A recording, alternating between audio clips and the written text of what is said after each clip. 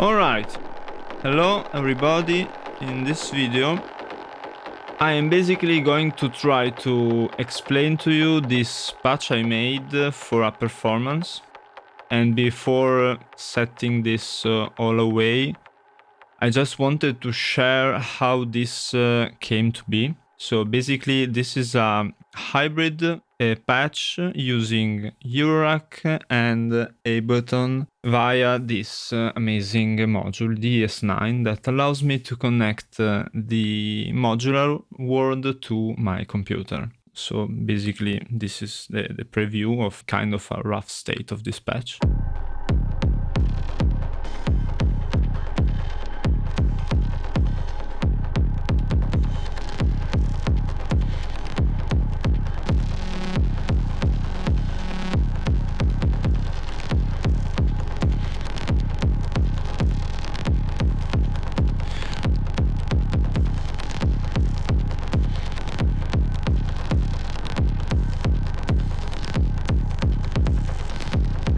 Alright, so that's basically it.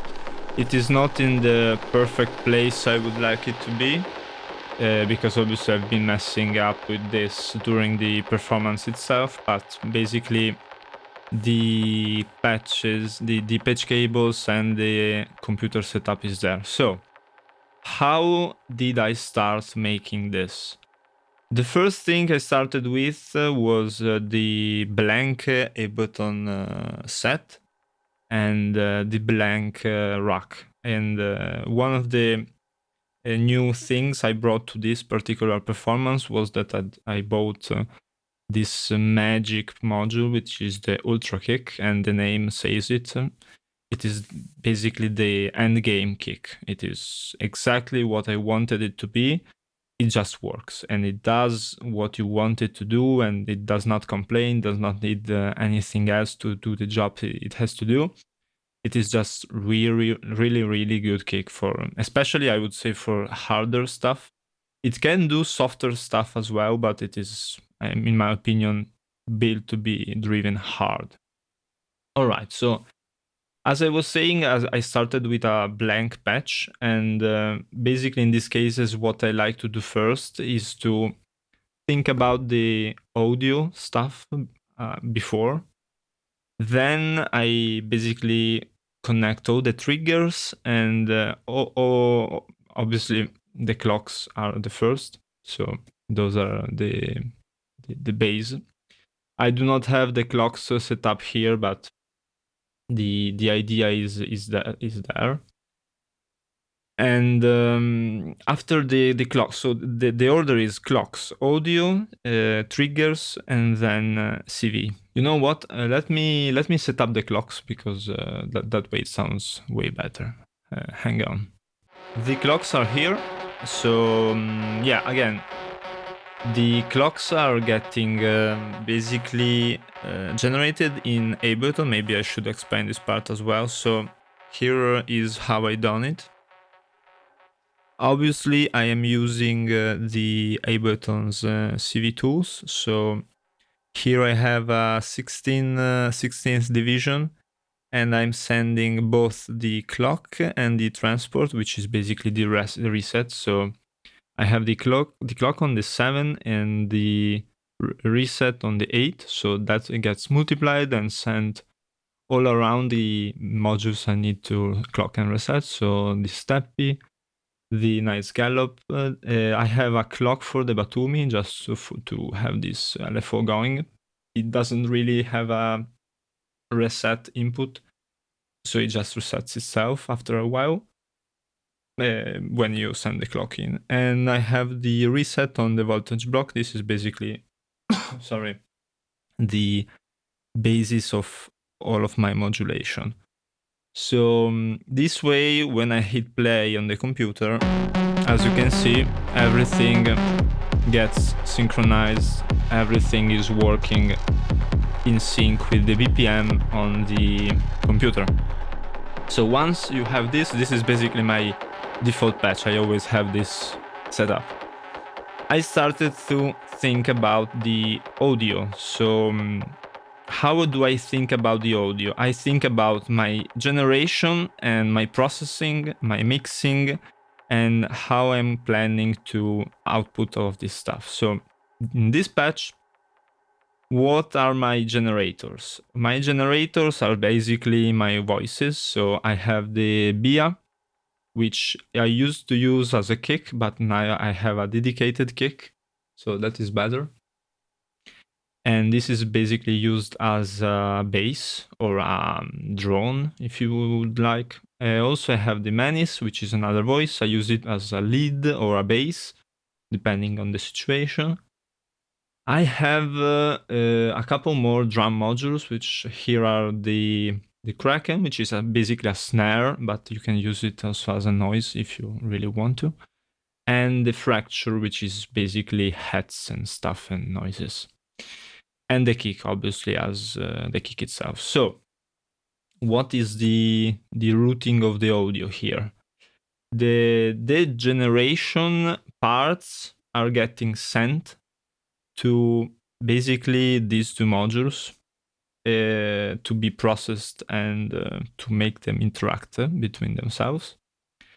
So I have the Manis and the BIA going to the 100 grid, but the BIA is getting filtered before by the Belgrade. So let me show that to you. I need to make it start. Wait just a second.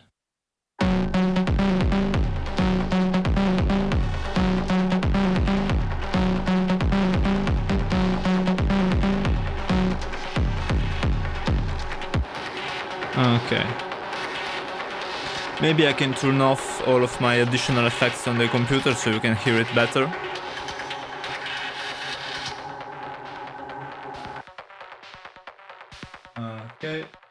Okay, I turn off almost everything. So now we can see this is the BIA. Here I'm working in bandpass mode, so the path is from BIA to Belgrade to the first input of the 100 grid, and this is useful for a couple of reasons. I have two filters in this track, so I would like to use them to their full capability. And there is a trick that I basically stolen from the Korg MS-20, which uses both a high pass and a low pass in series. And I basically do a similar thing because I am outputting from here and I'm going to the 100 grid. So maybe here I can set up the high pass and then I go into the 100 grid. So I have a high pass going into a low pass. So I really do have a lot of flexibility on how I want things to sound. And also the nice thing is that I can modulate all of this. So it really gets quite interesting. So as I was saying, the first thing here is the BIA is going to Belgrade to 100 grid. And here it gets mixed with the Manis, which is going straight to the 100 grid in the second input. So here is how it does sound. Just a second, I may set this up.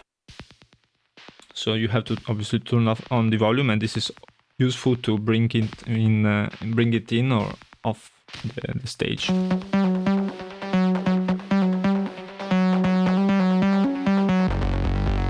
This is the bass kind of setting. But it is nice because I can close it by hand. And also I am modulating this via the voltage block, but that's a separate talk. So, okay.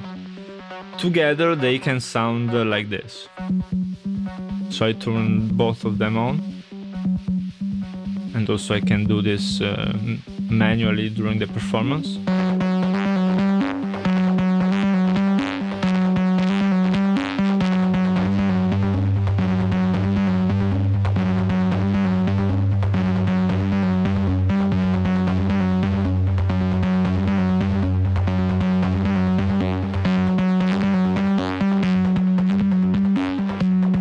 So I am also playing with the waiver, but that's something that I must explain. So this is basically, these are my two main voices for the melodic stuff, so bass and lead. And these two get mixed in the 100 grid, and they're not distorted output, because the distorted output is a bit aggressive and too high of a signal. So I'm using the other one, and I'm patching this into the plasma drive, which is a amazing distortion. Hard to use in a lot of situations because it has basically that specific sound, so either you love it or you hate it. But I like to do some atmospheres via another trick I'm going to show you later. So the output of the 100 grid goes to the plasma drive, and from the plasma drive we're going to the waiver in the central channel, because the central channel can be I can avoid to distort it. So this is a bypass for this distortion. And I need this because I'm trying to create two channels. I want to have a kick, and I want to have the everything else, because I want to sidechain everything else to the kick. So all of this is to mix everything in the waiver. So in the waiver we have all that is not a kick, basically. So we have also the Kraken and the fracture. So the Kraken is going straight to the waiver in the left channel, and the fracture is going to the right channel of the waiver. Let me show you that.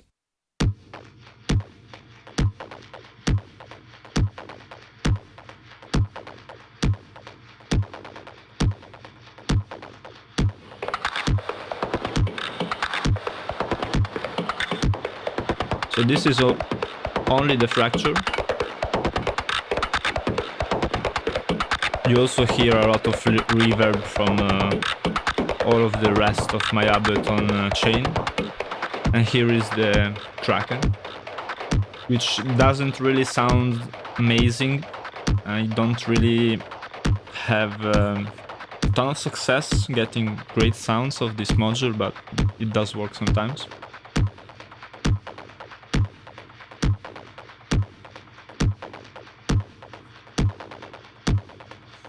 All right, so if I mix everything together, the fracture, the Kraken, and everything else, I get something like this.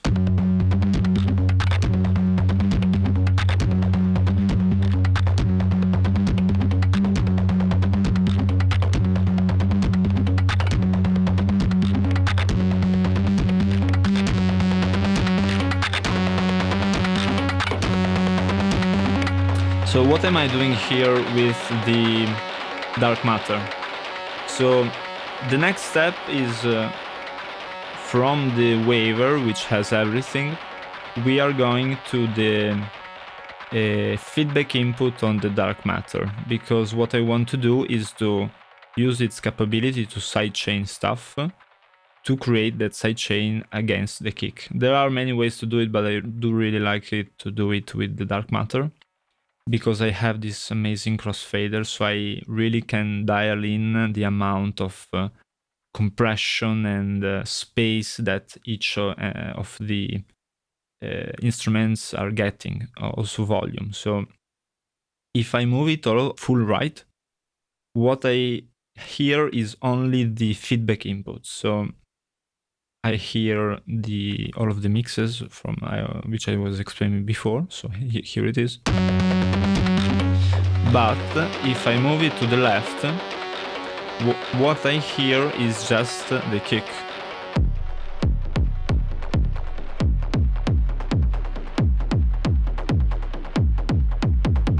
And again, I have some processing on Ableton, so those are the extra sounds you hear, but the thing here is that I can move smoothly between the two. So here is how it sounds.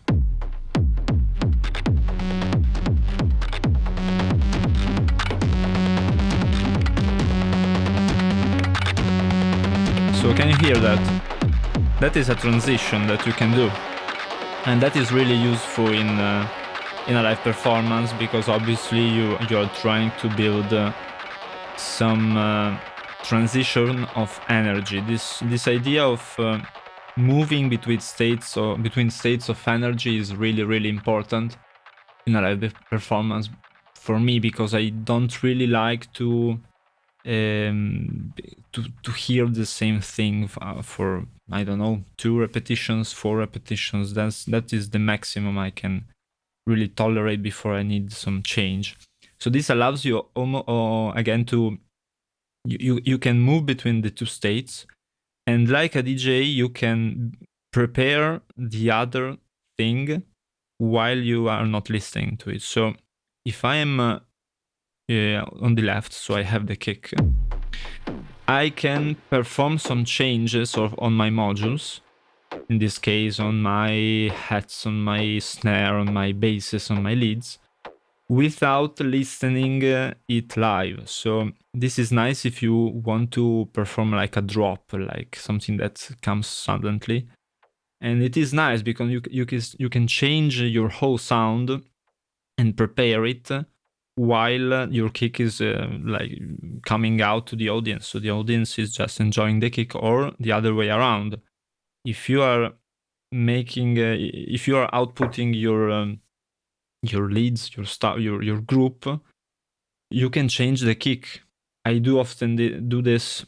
I change the pattern of the kick while I am not listening to it. So this way it comes as a surprise to the audience, and it is really nice to then create this smooth transition between the patterns.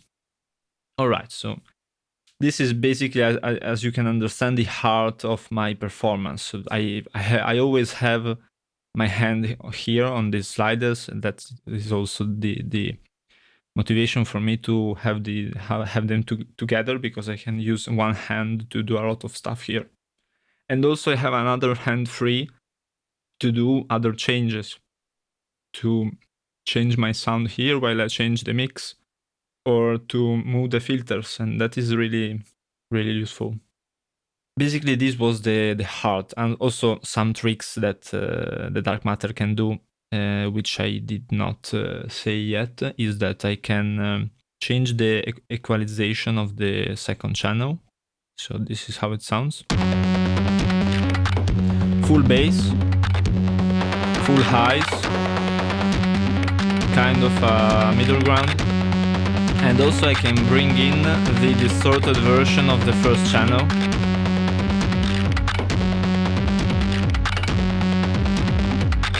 So this way I can perform a transition.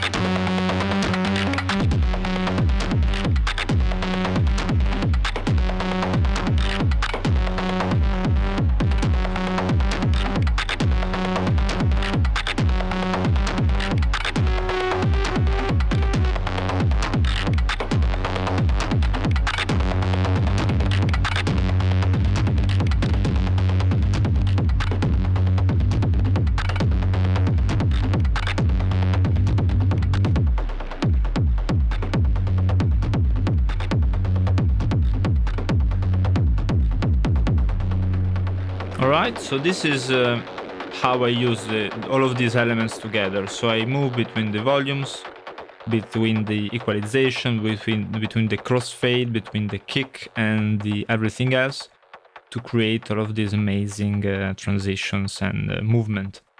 You can also automate a lot of this stuff. You can basically patch in a cable to move the crossfade, or you can also dial in the amount of sidechain that you want, because right now I don't really have that heavy sidechain, but I can introduce it. Here is how it sounds. A lot of sidechain. A ton of sidechain. And no sidechain. The effect here is not as strong because I have, again, a ton of processing on Ableton, but the thing is that it does really make a ton of difference. So the next step, what is next after the dark matter? After the dark matter, we go straight from its output, so a single cable. We are still mono here. Straight from the dark matter to the Autodyne, which is, I think, my favorite compressor, because it is really small and it sounds really good, and you can drive it a ton. So it can really help bring also quiet sounds up to levels. So you can, I've been experimenting. I have this old radio which I can use as a sound source. It has 3.5 jack output. So what I do is I turn it on, I patch in the Autodyne and turn it up a lot of gain, and I can basically use it as a noise source in Eurorack, which is fun. The Autodyne is nice because it really does compress, and I do use a lot of compression in Ableton, and there are not enough compressors in Eurorack. It is really a shame. I do not understand why this happens, but we need more compressors in Euro. What is next? Again, still audio here. After the Autodyne, we go into the vortices. Nothing special here. Vortices is just this amazing mixer which does impart some of that tape saturation sound, and it does compress a little bit, and I love it for that. I'm not really using it for its full potential because I'm not mixing stuff here, because I want this playability with the dark matter in this particular patch, but it is a nice module to have. I really do enjoy its sound, especially on cleaner, more minimal sounds. You do really hear its work. Here I have a lot of distortion, a lot of stuff, a lot of processing and delays on Ableton, so you can't really hear it well. And the other thing that I'm patching in is these two cables, which is stereo output from my computer. So what is happening here is that I want some kind of reverb and delay for my leads and my basses. So how did I achieve that? How do I just get the reverb on those two channels?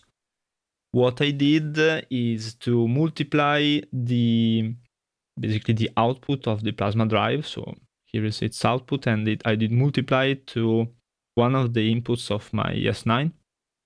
So I am sending to the computer the processed mix of via Manis, the filters, and plasma drive to the computer. So this is the clean sound. Clean, not really clean, but you get it. And I can use that to create some reverbs. And here is how I done it on the computer. As you can see, I am getting the sound from the S9. What I'm doing is I have some noise gating, some equalization, compression. I have a delay, and the delay is then getting reverberated in this hybrid reverb. Then again, some compression and some side chaining from the kick. So here we have to talk about my sidechain situation, which is, again, I think this is the best technique to do sidechain in Ableton. I haven't really found any better way to do it in my 10 years of Abletoning. So what I do to the sidechain is I multiply the output of the ultra kick, and again, I'm sending it to the ES9. And what is happening on the computer is I am inputting the kick on a blank channel, and I'm sending it to a return channel. And here I am cleaning it up a little bit. So why this is nice? It is nice because I can have, in this particular case, it is not really, doesn't really make a difference, but in other cases, the thing you have your sidechain on your return track. Why this is useful? Because you can have multiple sources of chaining. So right now I have only one kick and I want to sidechain against that, but imagine if I have a bass or another set of kicks. The nice thing is that I can use the send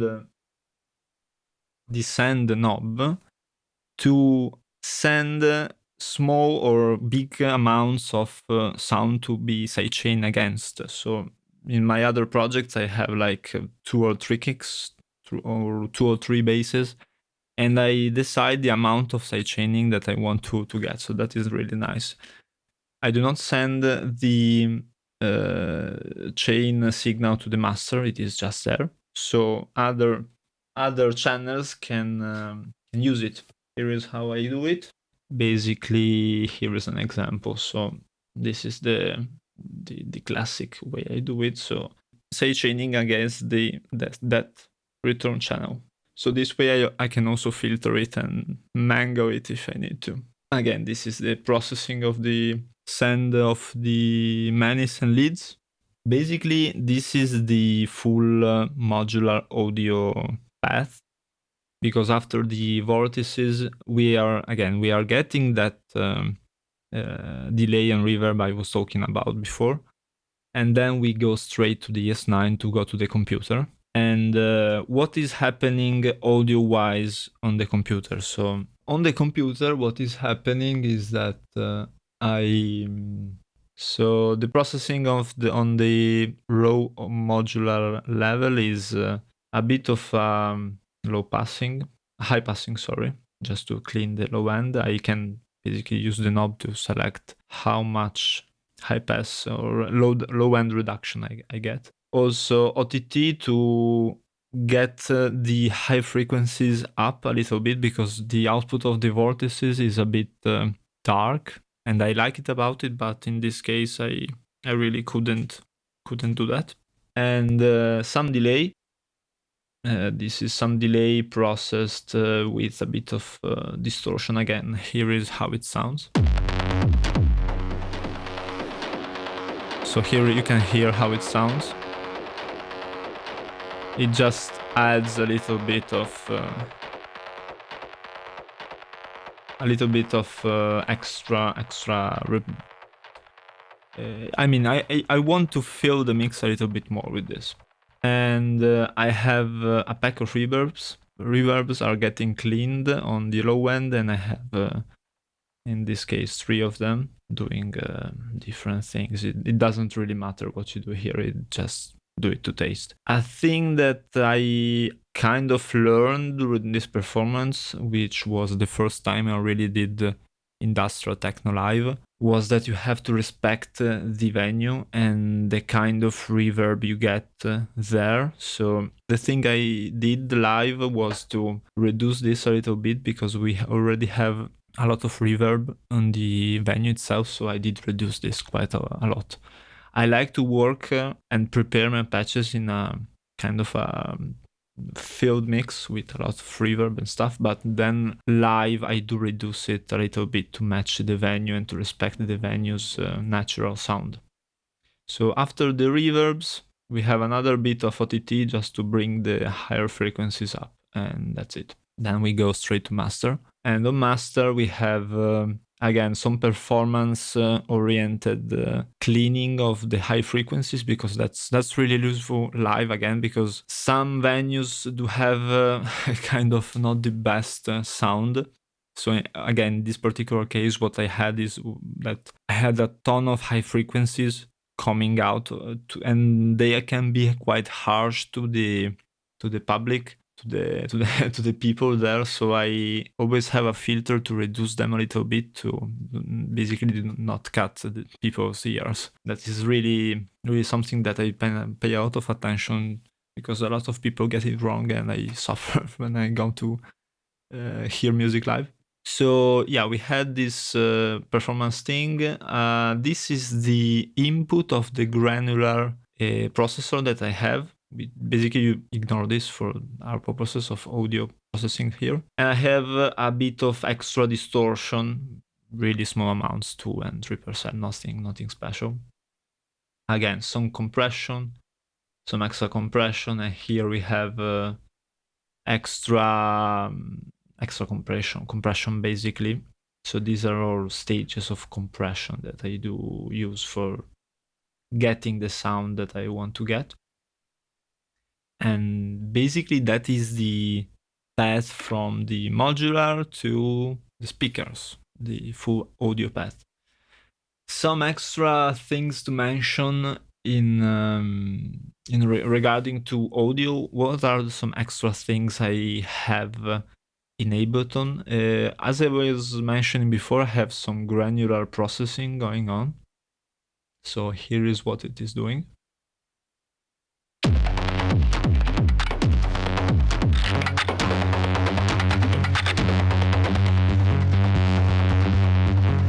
If I solo, here's what it does. So basically, this thing is getting the audio from the master. It is recording it here, and then we are sending it back to the master. So we have kind of a feedback loop situation. And I really like it because the sound is never the same. So let me stop this to explain it. What is happening here? Here we have basically the whole channel started with basically. Wait a second. Why I'm using this granulator? Because I want to have some. I introduced it because I needed some extra percussion, and I didn't want to think about it. I just wanted it to be automatic. So this is why I did introduce it, because I needed this extra percussion layer, especially when I have the modular not working. This is really nice when you have the intro part of your performance. So here is how it sounds.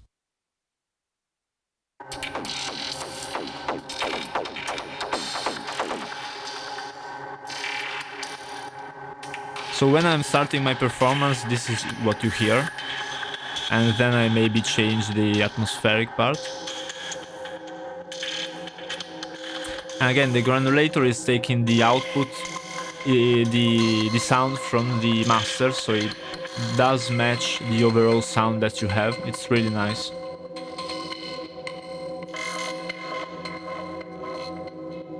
And if I change it,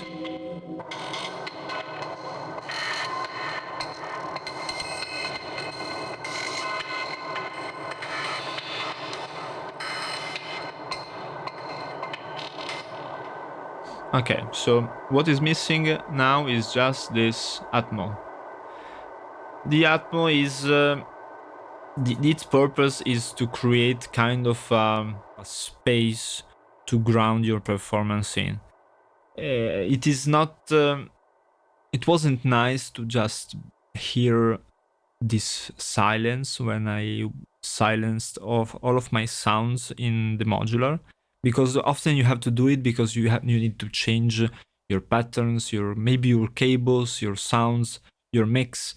So I wanted to always have something playing, and usually I use some drones or some noise hits with a ton of reverb.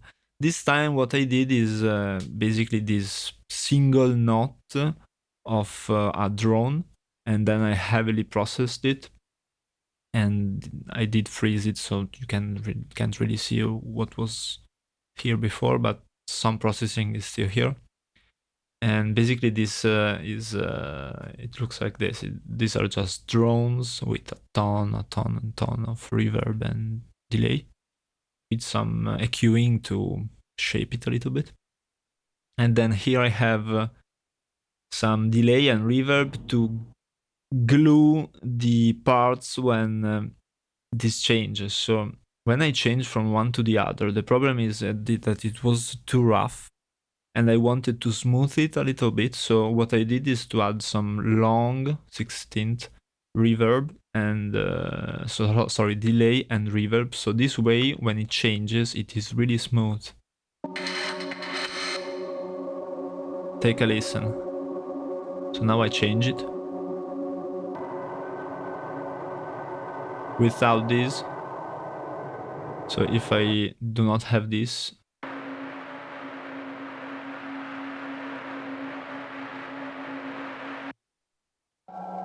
it is obviously really rough. It is a bit more smooth with this too. And it also sounds better. Okay. And after these two, I have some extra compression to keep it basically the same level. And some sidechaining against the kick. So this way, when the kick hits, this drone is getting ducked. So here is how it sounds.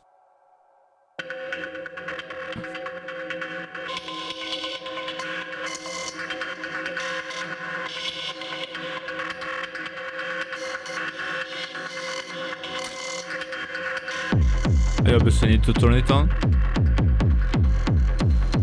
Maybe with a cleaner kick. Take a look here. Nice. So this was all of the audio things. Some extra here are some basically processing to, as I was saying before, get the reverb of my instruments. And also I have some extra kick hits to create that techno gallop effect.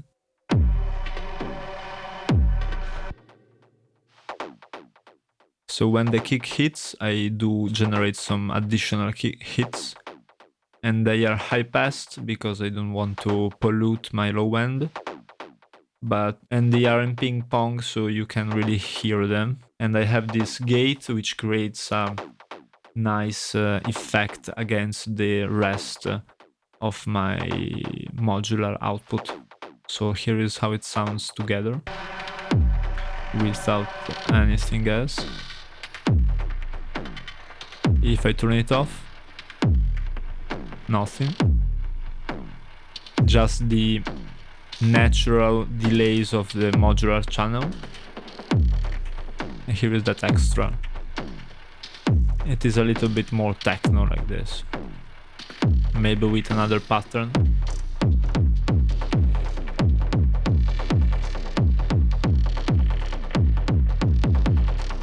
It does sound quite nice. Sorry for this channel.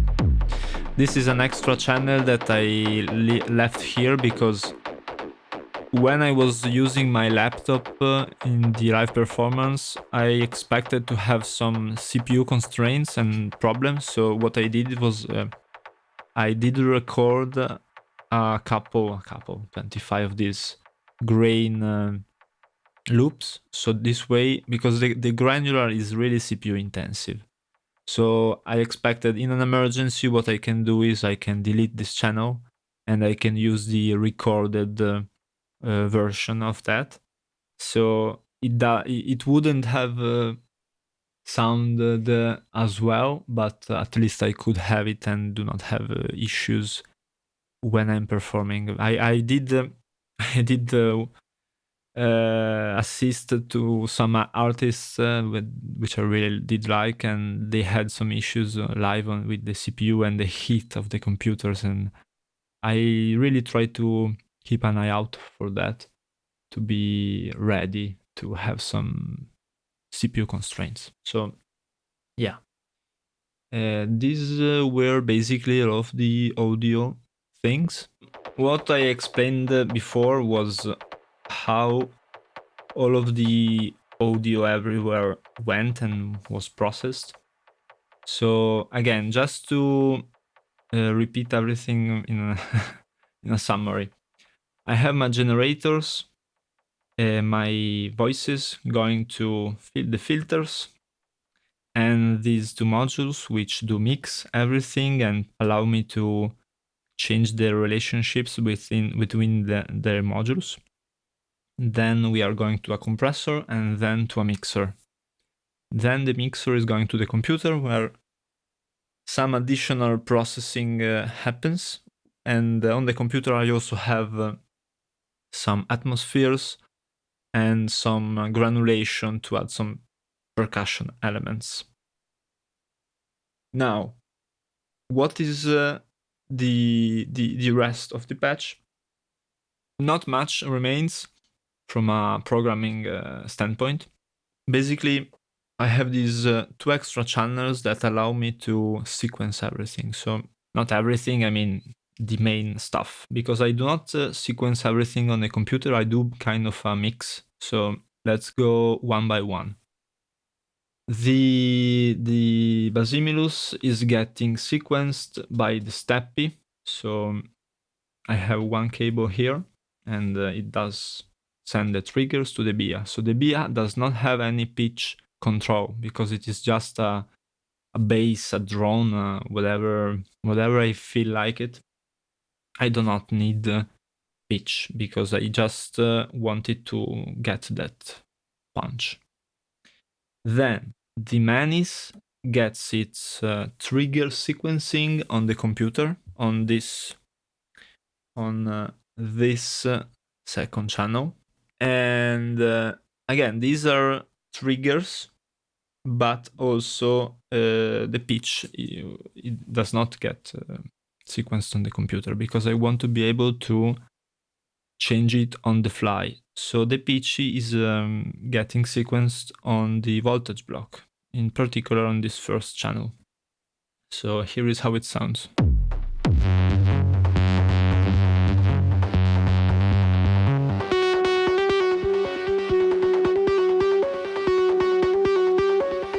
And I can move it during the performance.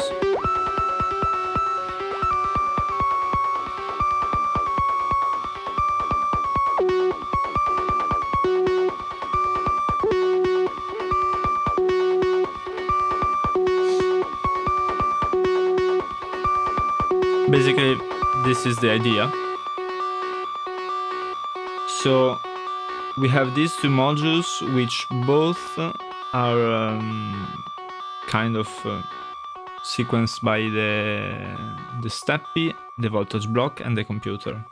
Then I have my kick, and my kick does only need a trigger, and what I like to do is to create some really complex industrial patterns. So obviously my Steppy is not complex enough to do it.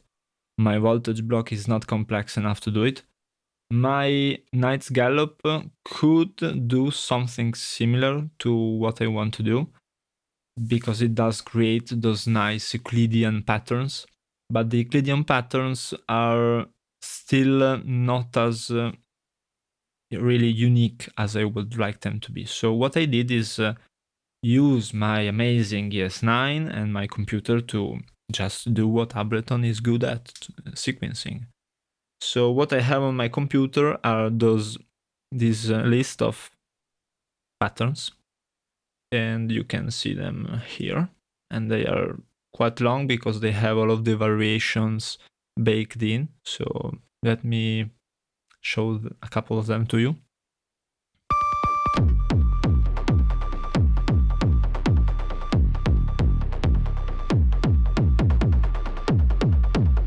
Okay, so here is one, and I have them ordered from the simplest to the most complex in terms of energy. because when I'm playing live, I want to manage this energy. I want to move from low and high states of energy. You cannot just blast full energy full time. I mean, some people do it, and I do not think that the performance is as good if you do not have this alternation between energy, because it does really feel good when the energy rises and suddenly it explodes. So what I did was order these in terms of energy. So here I have some low energy stuff, which is good for maybe an intro, a build up of something like that. Then some more interesting patterns. Let me change this. I usually keep it 4 bars because I need time to prepare, but now let's move to 1. And here are some more patterns, variations.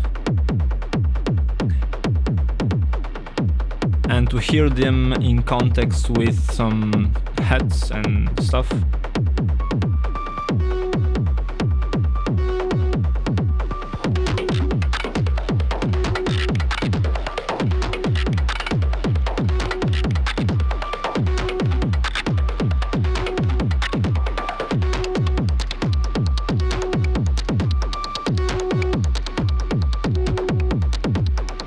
Without any leads.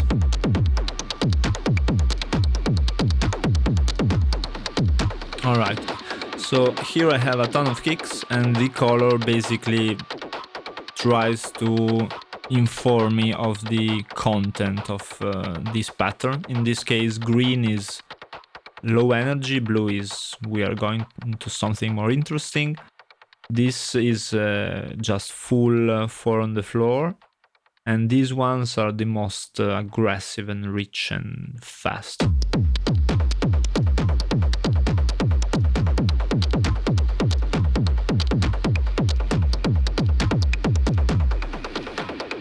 Maybe it is not really original, but I do find these small tricks, they do compound to really help you a lot on the stage.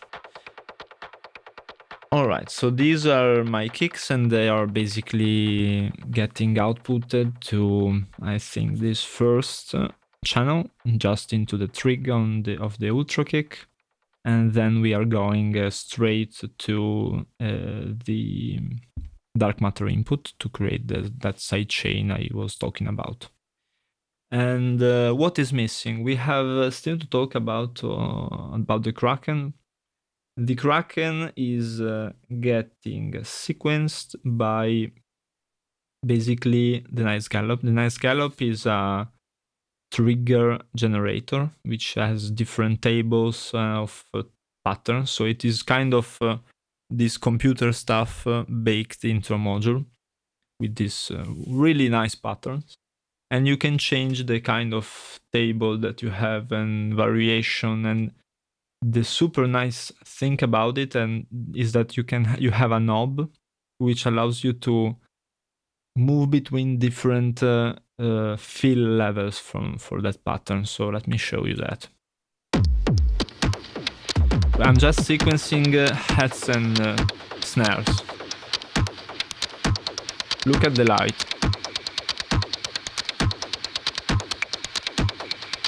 So to the left is nothing, to the right is full.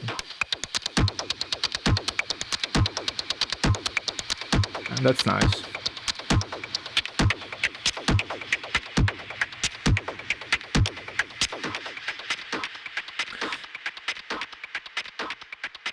Okay, and what is getting used in the Kraken? I'm only using the rim input, not the hit input, because the hit input is really hard and strong, and I wanted to kind of create that band effect. I don't know if if that rings any bells in terms of the idea, but maybe I can show it to you. Wait a moment.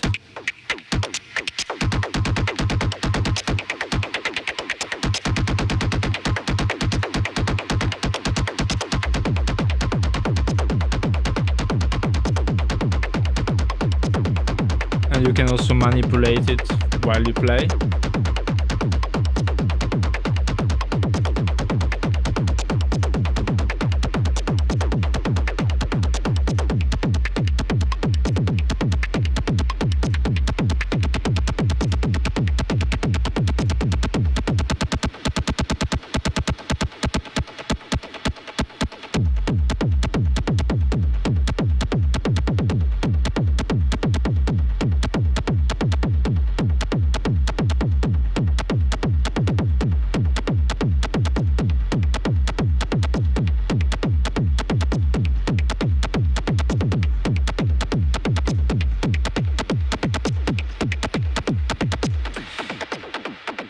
Right now it isn't really something amazing, but that is the idea about the triggering. I'm not really keeping track anymore of all of the audio settings, but I wanted just to show you the triggering.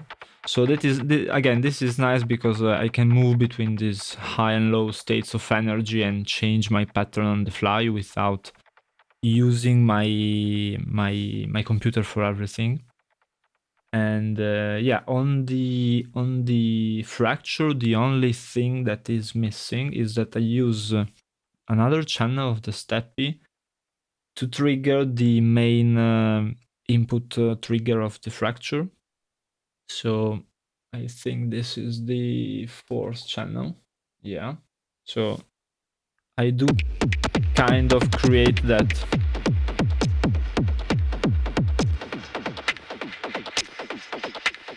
That's it.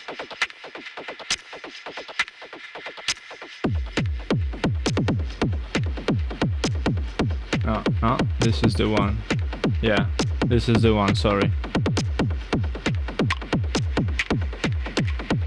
And again, I can use this Steppy and do not use my computer for everything. Why this is important? I found that it is nice to distribute your sequencing because you can have different things in parallel that you are juggling around. So how I am triggering my kicks and my Manis patterns, because I have a computer, but how do I interact with it? I haven't yet shown to you, but I have this lovely Launchpad Pro, which has been a real nice companion. So I do have the Ableton grid here, exactly the same as you can see on the Ableton push, for example, which I also have and really enjoy. This is nicer because it is smaller and does weigh a lot less, and it only needs one cable, and the push needs two cables and the charger, basically. The data cable and the charger. And yeah, it's been nice to use the Launchpad to both trigger patterns and also to add some performance elements. So do you remember I was talking to you about my modular processing audio chain? So I think this was it. No, this one. Okay. So here I do have this effect rack, which basically right now isn't used for everything, but what I did here is that I wanted to have that aspect of creating drops. I do enjoy live that moment when really you build the tension and then you release it all in at the end of that fourth bar. You are obviously familiar with this, but I wanted to find a way to do this on the modular, and it wasn't really possible. So what I did was I used the Launchpad to create a way to do it.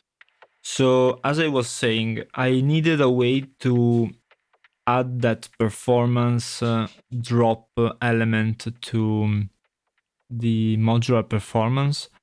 And that really wasn't possible with my rack by itself because I don't really have any way to instantly switch some values, because maybe I could do it with these switches, but that would be not ideal.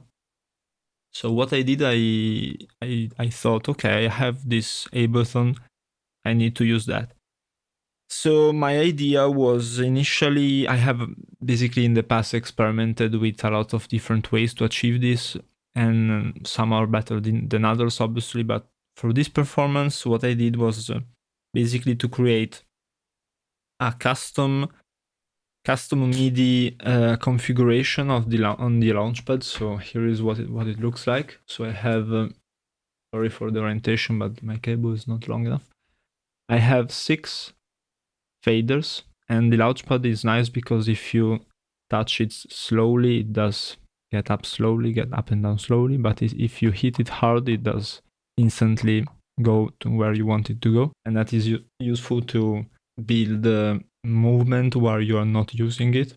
And the other 2 channels that I have here are an interesting kind of thing. So here I have 8 different effects, and they are available in 2 versions. They can be kind of latching or momentary. So let me show you that. For example, I have some filters, and we need to obviously play this.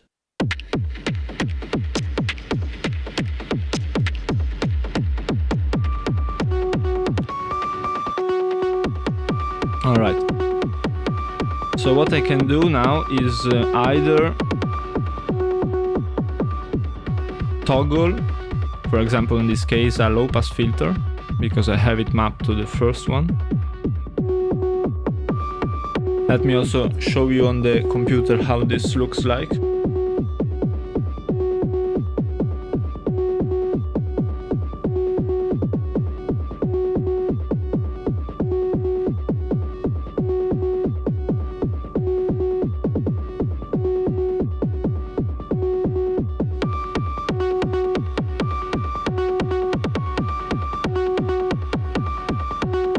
Okay. So I can basically toggle the filter on and off, or I can momentarily toggle it on and off. So this is useful when you have the drop moments, no? Momentary, and then I release it, and it is instantly off. And this is really nice. I use it mostly in this high pass configuration when I release it.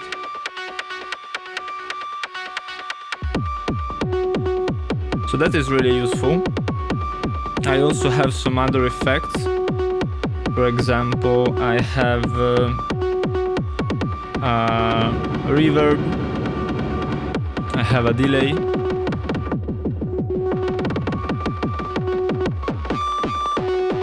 I have a pedal, and I have some extra stuff. I also have a reverb send.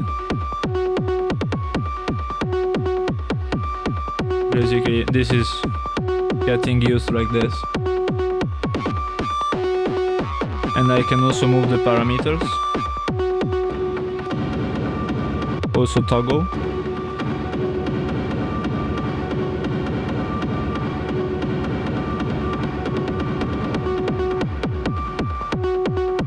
Without any intervention.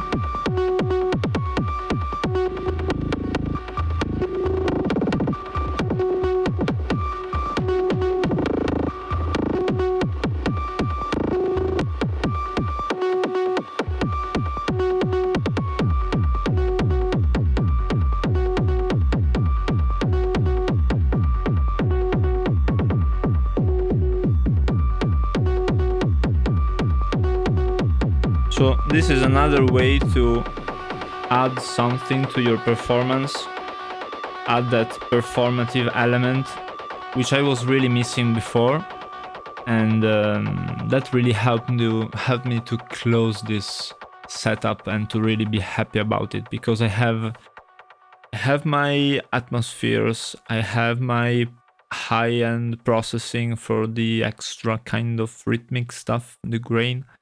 I have all of my leads, my basses. I have them all under control because I can move the filters. I can change their patterns. I can move the pitch with the voltage block. I can move their sonic parameters, and I can really sculpt the sounds while I am performing. So I have my hands on every control I need all of the time, and that was really nice. The thing is to build a setup like this, you really have to do it with these steps in mind. You have to keep it balanced. You do not want to have too much to do, but you also do not want to have too much of the stuff prepared, because in that case you cannot match your sounds, your performance to the energy of the moment, to the audience, to the venue. And that was really something that I wished to incorporate in my setup. And I was really quite happy with this one. The thing that is missing here maybe is some additional modulation, because I basically my envelopes are unused, my LFOs are not really used. My voltage block could be used more. My 4 of my attenuators are not used. And I could have added more modulation, and I thought about that. I just really wanted to try it this way, because this was, again, the first time, and I was quite happy.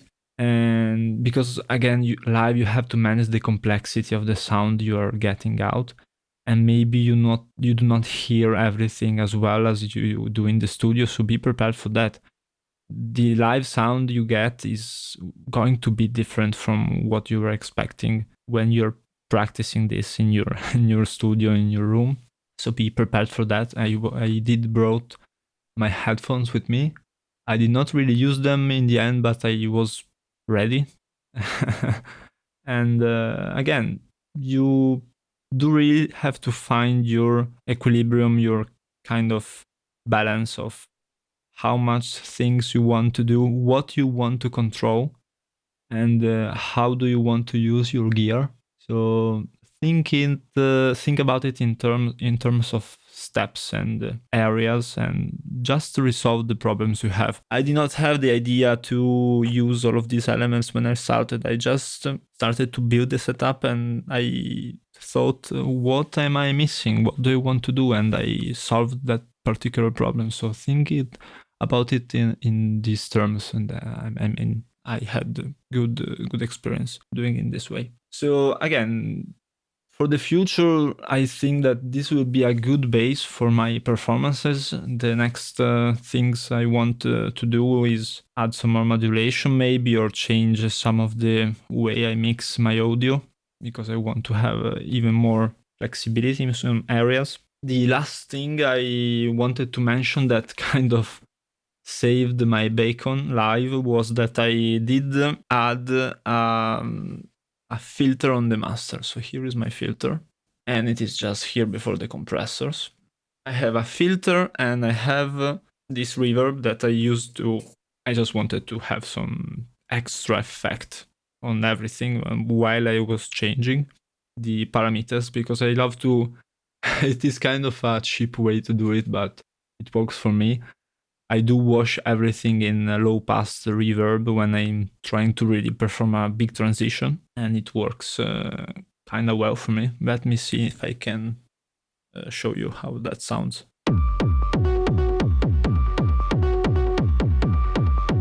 So I'm moving the parameters with the Launchpad, and it does sound kind of nice in headphones. Wasn't really working this well on stage.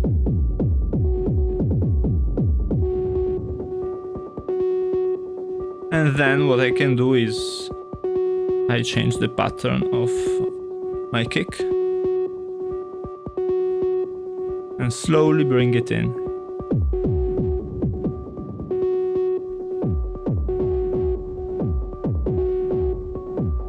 And then back off. Some high pass and release.